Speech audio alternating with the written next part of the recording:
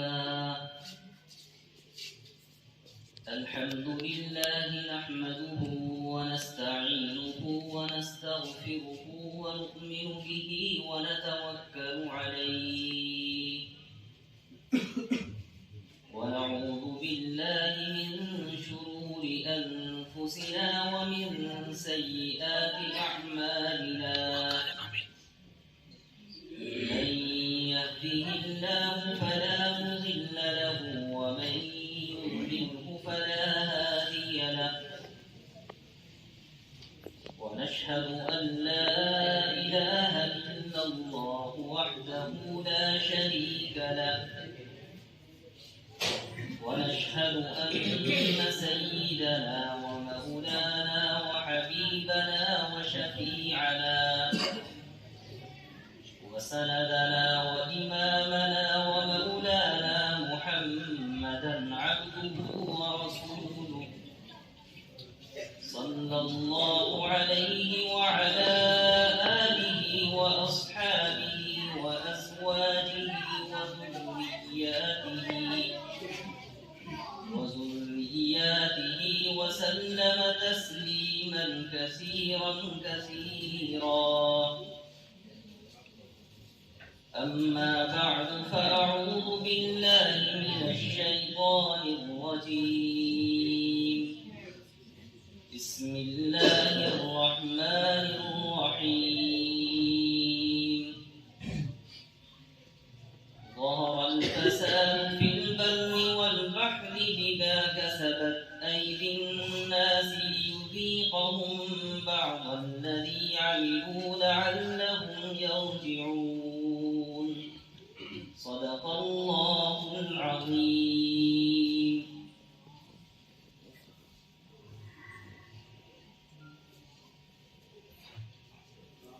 Stage پر موجود علماء کرام،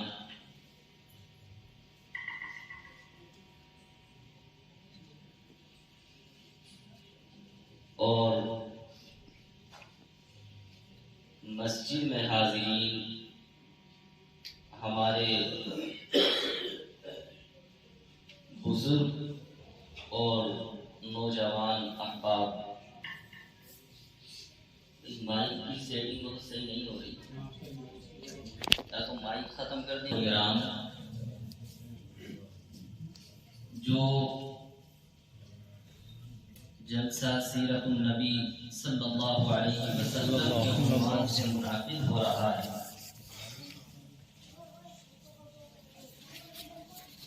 حضور علیہ السلام کی سیرت کے عنوان سے کسی بھی پروگرام کے انعقاد کا جو مقصد ہوا کرتا ہے وہ یہ ہوتا ہے کہ حضور علیہ السلام کی سیرت کو، آپ علیہ السلام کے طریقے کو، آپ کی زندگی کو بیان کیا جائے، اور حضور کے طریقے، حضور کی زندگی کو اپنی عملی زندگی میں لانے کی کوشش کی جائے۔ سیرت کے بیان کا گویا لازمی مقصد یہ ہو گیا کہ اگر سیرت کا بیان ہوگا تو اس کا لازمی مقصد معاشرے کی اصلاح، اسی لیے جلسہ سیرت النبی کا ہو یا اصلاح معاشرے کا جلسہ کا ہو، دونوں چیزیں ایک ہیں، اس لیے کہ معاشرے کی اصلاح اگر ہم چاہتے ہیں تو معاشرے کی اصلاح اپنے بنائے ہوئے قوانین، اپنے بنائے ہوئے اصول اور اپنے بنائے ہوئے ضابطوں کی بنیاد پر نہیں ہو سکتی۔ ہمارے اس علاقے کے ارباب حل و عقد جو اپنے آپ کو دانشور سمجھتے ہیں، وہ سر جوڑ کر کے بیٹھ جائیں اور غور و فکر کریں کہ معاشرے میں آئی ہوئی جو خرابیاں ہیں، ان خرابیوں کے انسداد کے لیے، ان کو ختم کرنے کے لیے کچھ اصول، کچھ قاعدے، کچھ ضابطے متعین کیے جائیں تاکہ ہمارے اس معاشرے کے اندر سدھار ہو جائے، معاشرے میں اصلاح ہو جائے۔ تو ہم اگر اپنے ذہن کے مطابق کچھ قانون، کچھ اصول بنائیں اور وہ اصول ہم شریعت سے ہٹ کر کے بنائیں، محض اپنے عقل کی بنیاد پر بنائیں، تو ان بنائے ہوئے اصول پر معاشرے کی اصلاح کا مدار رکھنا اور یہ یقین کر لینا کہ ان ہمارے بنائے ہوئے اصولوں سے معاشرے کی اصلاح ہو جائے گی، یہ محض ایک فاسد خیال ہو سکتا ہے، دماغی خلل ہو سکتا ہے، اور ذہنی آپ اس کو بیماری کہہ سکتے ہیں، اس کے علاوہ کوئی دوسری چیز نہیں ہو سکتی۔ حضرت امام مالک علیہ الرحمہ کا مقولہ ہے، لا يصلح هذه الامہ الا بما صلح به اولها۔ اس امت کے افراد اگر اپنی اصلاح چاہتے ہیں، اس امت کے رہنے والے لوگ اگر اپنے اندر تبدیلی چاہتے ہیں، اگر دنیا میں اپنی عزت، اپنی شان و شوکت، اپنی ترقی دیکھنا چاہتے ہیں، تو انہی اصولوں پر چلنا پڑے گا کہ جن اصولوں پر اس امت کے متقدمین، اور اس امت کے متقدمین میں ہم اپنے اسلاف کا نام لیتے ہیں، اپنے اکابر کا نام لیتے ہیں، بزرگان دین کا نام لیتے ہیں، تابعین کا نام لیتے ہیں، صحابہ رضوان اللہ تعالی علیہم اجمعین کا نام لیتے ہیں۔ تو اگر ہم یہ چاہتے ہیں کہ دنیا میں ہم کو ترقی مل جائے، اگر ہم یہ چاہتے ہیں دنیا میں ہم کو شان و شوکت نصیب ہو جائے، تو ہمیں جانا پڑے گا امام الانبیاء جناب محمد رسول اللہ صلی اللہ علیہ وسلم کی زندگی میں، اور دیکھنا پڑے گا کہ وہ صحابہ کہ جو حضور علیہ السلام پر ایمان لانے سے پہلے اپنے بھائی کے قاتل ہوا کرتے تھے، جو حضور علیہ السلام پر ایمان لانے سے پہلے بتوں کو سجدہ کیا کرتے تھے، جو حضور پر ایمان لانے سے پہلے شراب کے رسیہ ہوا کرتے تھے، جو حضور پر ایمان لانے سے پہلے دنیا میں اتنے بے عزت اور ذلیل تھے کہ اس علاقے پر کوئی حکومت چلانا اور اس علاقے کے اوپر کسی بادشاہ کا اپنے حکمراں کو مسلط کرنا اس بادشاہ کی توہین ہوا ہے۔ ایسے علاقے میں رہنے والے صحابہ جن کو جہلائے عرب کہا جاتا ہے، ان کا کھیل اونٹ کی مینگنیاں ہوا کرتی تھی، ان کی زندگی جانور ہوا کرتے تھے۔ ایسے لوگ جب حضور علیہ السلام کے قدموں میں آئے ہیں، تو پھر دنیا نے دیکھا ہے کہ اس زمانے کی جو بڑی سپر پاور طاقتیں ہیں، روم ہے، ایران ہے، اور اس کے علاوہ حکومتیں ہیں، صحابہ رضوان اللہ تعالی علیہم اجمعین کے قدموں میں آ کر کے پڑ گئی ہیں، اور دنیا کی سپر پاور طاقتوں نے حضور علیہ السلام کے صحابہ کے سامنے گھٹنے ٹیک دیے۔ تو آخر وہ کون سے اصول تھے کہ جن اصول پر چل کر کے وہ صحابہ جو جاہل تھے دنیا کے امام بن گئے، وہ صحابہ کہ جن پر کوئی حکومت چلانے کو پسند نہیں کرتا تھا دنیا کے حکمراں بن گئے، وہ کون سے اصول ہیں؟ ان اصولوں پر اگر ہم چلیں گے تو پھر ہمارے لیے ترقی، ہماری تقدیر ہو سکتی ہے، اور ہماری جو عزت اور شان و شوکت ہے پھر ہم اس کو کہیں گے کہ یہ نوشتہ خدا بنا۔ تو یہ جو ہمارے سیرت کے جلسے ہوتے ہیں، اصلاح معاشرہ کے جلسے ہوتے ہیں، تو ہم اپنی طرف سے کوئی ذہنی تدابیر پیش کریں، اپنی طرف سے کوئی اصول اور قانون بنا کر کے پیش کریں، تو ان اصول اور ان قوانین پر ہم اگر اپنے معاشرے میں اصلاح چاہتے ہیں تو ان اصول اور قوانین پر معاشرے میں اصلاح نہیں ہوگی، بلکہ معاشرے کی اصلاح اگر ہم چاہتے ہیں تو اللہ رب العزت کی طرف سے عطا کردہ قرآن کریم اور جناب محمد رسول اللہ صلی اللہ علیہ وسلم کی زبان مبارک سے نکلے ہوئے جملے ہیں، ان کو ہمیں اپنی زندگی میں اپنے لیے عملی نمونہ بنانا ہوگا۔ اگر ہم قرآن کریم کو پسے پوچھ ڈال کر کے آپ علیہ السلام کے فرمان کو چھوڑ کر کے دنیا میں ترقی کرنا چاہیں تو پھر ترقی ہمارے لیے ناممکن ہے۔ اور ایک وہ مسلمان کہ جس نے کلمہ لا الہ الا اللہ پڑھ لیا ہے اور کلمہ پڑھ کر کے اللہ رب العزت کے ایک ہونے کی گواہی دے چکا ہے، اور کلمہ پڑھ کر کے جناب محمد رسول اللہ صلی اللہ علیہ وسلم کے نبی ہونے کا اقرار کر چکا ہے،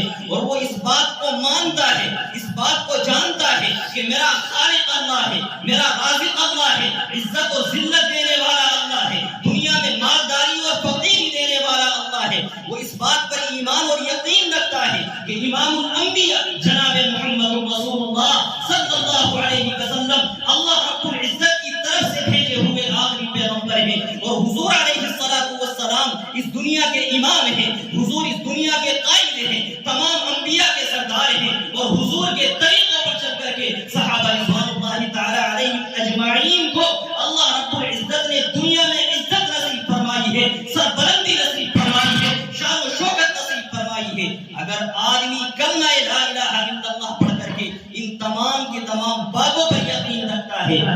سمجھ لیجیے گا کہ وہ اللہ رب العزت کے قریبی ہونے کا گویا دعویٰ کر رہا ہے کہ الہ العالمین ہم آپ کے بندے ہیں، الہ العالمین ہم آپ سے محبت کرنے والے ہیں۔ اور جب ہم نے یہ دعویٰ کر دیا کہ اے اللہ ہم آپ سے محبت کرنے والے ہیں، تو پھر محب اور محبوب کے کچھ تقاضے ہوتے ہیں۔ آپ جس سے محبت کرتے ہیں اس محبت کے کچھ تقاضے ہیں۔ ایک تو اجنبی آدمی ہے، اجنبی آدمی سے تعلقات کے تقاضے عام تقاضے ہیں، لیکن جس سے آپ کو انس ہو گیا، جس سے آپ کو تعلق ہو گیا، یا جس کے ہونے کا آپ نے اقرار کر لیا، تو پھر ان تقاضوں پر چلنا پڑے گا۔ اگر ان تقاضوں کے خلاف ہم چلیں گے تو پھر ہمارے لیے وہ چیز خیر کا باعث نہیں ہو سکتی۔ آپ اس کو ایک مثال سے سمجھیے گا۔ اس مائک نے اتنا پریشان کیا ہے ذہن کو کہ گفتگو اس طریقے سے نہیں ہو پاتی۔ مائک ہٹا دیں، ہماری آواز وہاں تک پہنچ جائے گی۔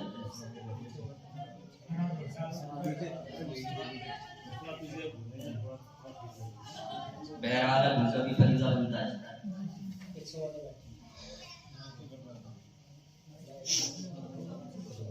آپ اس کو ایک مثال سے سمجھیے گا۔ آپ ایک دکان کرتے ہیں اور دکان کے اندر آپ جا کر کے بیٹھ جاتے ہیں، صبح سے شام تک آپ دکان پر بیٹھے رہتے ہیں اور آپ کے دکان کے سامنے سے لوگ گزر کے چلے جاتے ہیں۔ ایک آدمی آیا گزر کے چلا گیا، دوسرا آیا گزر کے چلا گیا، ہزاروں کی تعداد میں دکان کے سامنے سے لوگ گزرتے ہیں، لیکن کبھی آپ کو کسی سے شکایت نہیں ہوتی۔ اسی درمیان ایک ایسا رشتہ دار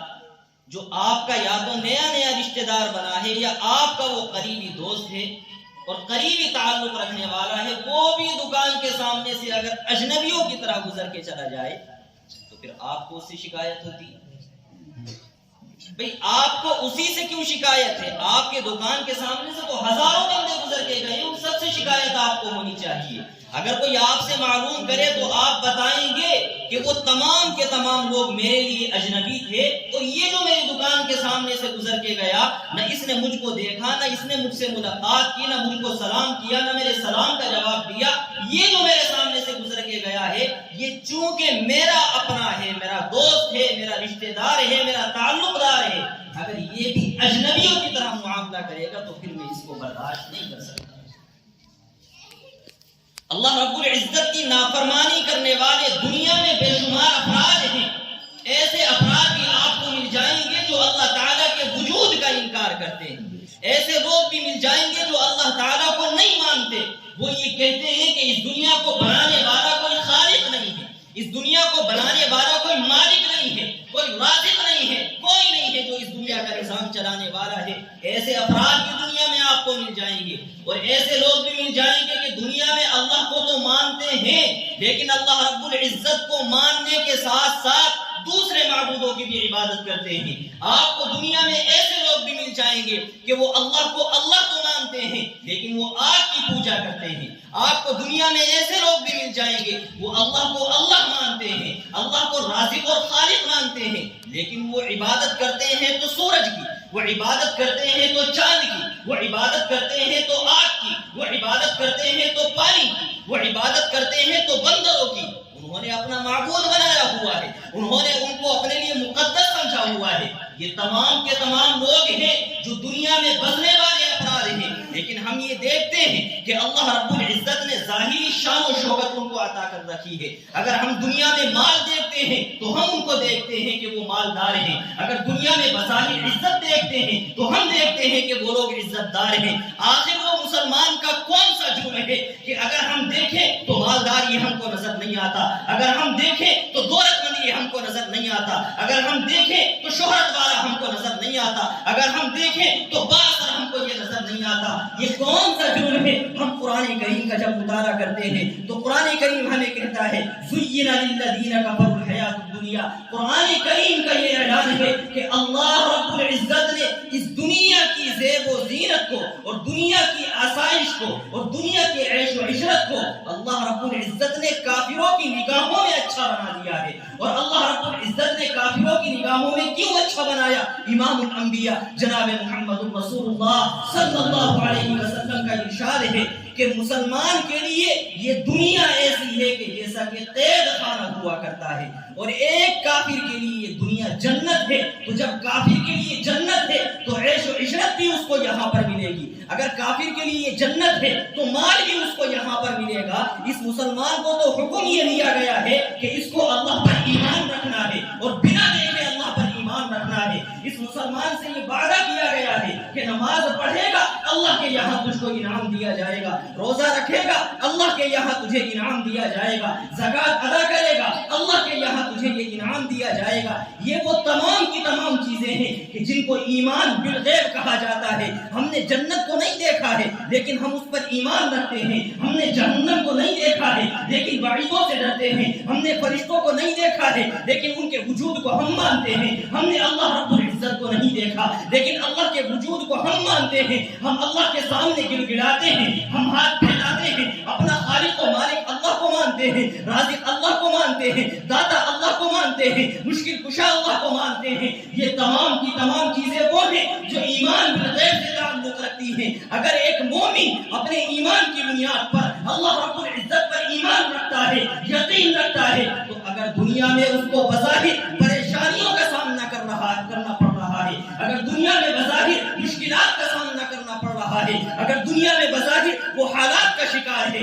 اگر دنیا میں بظاہر وہ ذلت اور پستی کا شکار ہے، تو پھر اللہ رب العزت کے اس وعدے کے اوپر بھی اس کو یقین رکھنا چاہیے۔ وَتُعِزُّ مَن تَشَاءُ وَتُذِلُّ مَن تَشَاءُ، اللہ جس کو چاہتا ہے عزت دیتا ہے، اللہ جس کو چاہتا ہے ذلت دیتا ہے۔ اللہ رب العزت نے ان لوگوں کے لیے جو دنیا میں اللہ تعالیٰ پر ایمان رکھنے والے ہیں ایسی جنت تیار کی ہوئی ہے کہ جس کے اندر نہریں جاری ہیں، اور ایسی جنت تیار کی ہوئی ہے کہ جس میں ایسی نعمتیں ہیں ما لا عین رأت، کسی آنکھ نے نہیں دیکھی، ولا اذن سمعت، کسی کان نے نہیں سنا ہے، ولا خطر علی قلب بشر، اور کسی انسان کا تصور بھی نہیں ہو سکتا ہے۔ ان تمام کے تمام تصورات سے بالاتر اللہ رب العزت اس کو انعامات سے سرفراز کر رہا ہے۔ تو میں کہنا یہ چاہتا ہوں کہ ہم آج جن مسائل کا شکار ہیں، جن حالات سے ہم لوگ دوچار ہیں، خاص طور سے ہم اپنے اس ملک کے اندر دیکھتے ہیں۔ اگر غربت اور افلاس دیکھیں مسلمان ہیں، اگر ناواقفیت دیکھیں مسلمان ہیں، بظاہر پریشان حال دیکھیں تو مسلمان ہیں۔ اگر آپ معاشرے کے اندر کسی کو ذلیل تر شخص دیکھنا چاہتے ہیں، شاید میں نے جملہ بہت سخت استعمال کر دیا ہے، معذرت کے ساتھ کہنا چاہوں گا، لیکن پھر بھی مسلمان ہیں۔ یعنی آپ دنیا کے اندر خرابیوں کی علامتیں تلاش کرتے جائیں اور اس کے پیچھے نام مسلمانوں کے لکھتے چلے جائیں۔ کیوں ہو رہا ہے بھائی ایسا؟ ایسے حالات سے ہم کیوں دوچار ہیں؟ اور ان حالات سے اگر ہم دوچار ہیں تو ان حالات سے نکلنے کی صورت کیا ہے؟ ان حالات سے اگر ہم اپنے آپ کو بچانا چاہتے ہیں اور ہم یہ چاہتے ہیں کہ ترقی کی منزلیں طے کر لیں، تو وہ کون سے طریقے ہیں کہ جن طریقوں پر چل کر کے ہم ترقی کی منزلیں طے کر سکتے ہیں؟ حضور علیہ السلام کی زندگی میں، حضور کے طریقے میں، حضور کی سیرت میں اور حضور کے طریقوں پر چلنے والے بعد کی قوموں میں اور تاریخ میں ہم جب پڑھتے ہیں تو ہمیں نظر آتا ہے کہ پوری تاریخ اسلامی میں صرف ایک واقعہ ایسا گزرا ہے کہ جس زمانے میں مسلمان پریشان حال تھے، اور ایسے پریشان حال تھے کہ حکومت مسلمانوں کی نہیں ہوتی تھی، ایسے پریشان حال تھے کہ مسلمان کے خون کی کوئی قدر و قیمت نہیں تھی، ایسے پریشان حال تھے کہ مسلمان کے وجود کو اس زمین کے اوپر بوجھ سمجھا جانے لگا تھا۔ اس زمانے کے اندر جب ہم دیکھتے ہیں اللہ رب العزت کا ایک ظاہری عذاب آیا ہے، اور وہ ظاہری عذاب آیا، اللہ رب العزت نے مسلمانوں کو اس عذاب میں مبتلا کیا، اور پھر اس عذاب سے اللہ رب العزت نے مسلمانوں کو نجات دی ہے۔ ہم تاریخ کے اوراق جب پلٹتے ہیں تو ہمیں معلوم ہوتا ہے کہ 7ویں صدی کا زمانہ مسلمانوں کے اوپر ایسا امتحان اور آزمائش کا زمانہ گزرا ہے کہ اس زمانے کی تاریخ میں دوسری مثال نہیں ہے۔ وہ کون سا زمانہ ہے؟ تاریخ کے کچھ اوراق میں آپ کے سامنے پلٹنا چاہتا ہوں۔ آپ نے مسلمانوں کی حکومت کے بارے میں سنا۔ حضور علیہ السلام کے بعد پہلی جو اسلامی حکومت ہے وہ صحابہ رضوان اللہ تعالی علیہم اجمعین کی، جس کو کہا جاتا ہے خلفائے راشدین کی حکومت۔ یہ بہت مختصر طریقے سے میں آپ کے سامنے 1400 سال کی تاریخ دہرا کر کے اپنے مقصد پر آنا چاہتا ہوں۔ پہلی حکومت خلفائے راشدین کی ہے، اور خلفائے راشدین کے بعد جو حکومت چلی ہے حضرت امیر معاویہ رضی اللہ تعالی عنہ اقتدار میں آئے ہیں، اور ان کو خلیفہ راشد نہیں بلکہ خلیفہ عادل کہا جاتا ہے۔ حضرت امیر معاویہ رضی اللہ تعالی عنہ کے بعد ان کے بیٹے یزید،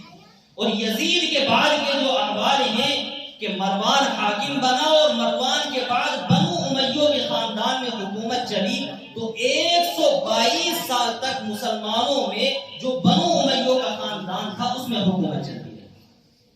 اور 122 سال کے بعد یہ حکومت ایک دوسرے خاندان میں منتقل ہوئی جس کو بنو عباس کی حکومت کہا جاتا ہے۔ اور بنو عباس کی حکومت سن 922 ہجری تک، یعنی یوں سمجھیے گا کہ پورے 800 سال چلتی رہی۔ اور سن 922 ہجری کے بعد جب ہم دیکھتے ہیں کہ خلافت عثمانیہ کا وجود ہوا ہے، اور سلطان سلیم نے مصر میں جا کر کے آخری بنو عباس کے خلیفہ سے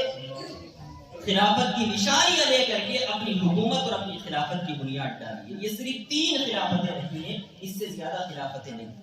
آپ تاریخ میں پڑھیں گے خلافت دیلمیہ ہے، خلافت سلجوقیہ ہے، خلافت فاطمیہ ہے، یہ دنیا بھر کی جو خلافتیں ہیں ان کو یوں سمجھیے گا کہ جیسے شیوالے کی ایک الگ حکومت ہو گئی، یہاں کا الگ حکمراں ہو گیا، اسی طریقے سے بیلنے کا الگ حکمراں ہو گیا، بدائیوں کا الگ حکمراں ہو گیا۔ تو یہ جو ذیلی حکمراں ہوتے ہیں ان کا کوئی شمار نہیں ہوتا، حکومت تو دیکھی جاتی ہے کہ مرکزی حکومت کس کی۔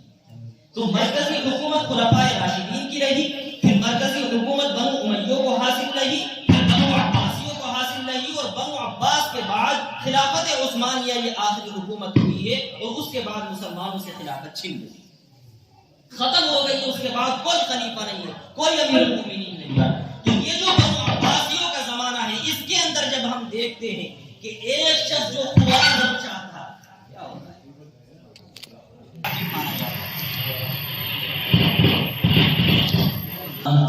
اور خراسان